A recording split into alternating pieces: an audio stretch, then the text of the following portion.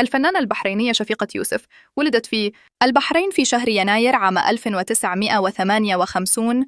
بدأت حياتها الفنية عام 1980 من خلال مسلسل بيت أبو خالد، وعام 1987 قدمت عملها الفني الثاني تحت عنوان سوالف أم هلال، وقد حقق العمل نجاحاً لافتاً وحقق لها شهرة كبيرة عام 1988. اعتزلت العمل الفني، والذي عادت لمزاولته عام 2005 بتشجيع وإقناع من صديقتها الفنانة لطيفة المجرن، وذلك من خلال مشاركتها في مسلسل دروب عام 2006. تابعت خطوات عودتها بمشاركتها بثلاثة أعمال هي جنون الليل وبسمة ألم وجادة 7.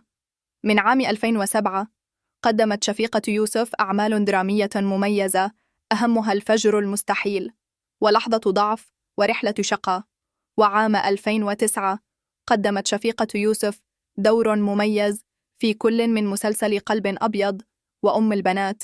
وشاركت شفيقة يوسف في أكثر من 64 عملاً خليجياً وبحرينياً، وأبدعت في كل أعمالها الفنية، وأشهرها مسلسل شباب البومب من الجزء الخامس عام 2016 وحتى الجزء الثالث عشر.